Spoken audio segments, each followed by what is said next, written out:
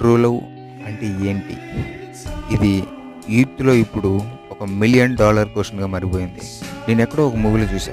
అమ్మాయి ఇలా అంటుంది, "నువ్వు నన్ను ఇప్పుడు లవ్ చేస్తున్నావు కాబట్టి నువ్వు ఇలానే ఉండాలి, ఇలానే చేయాలని."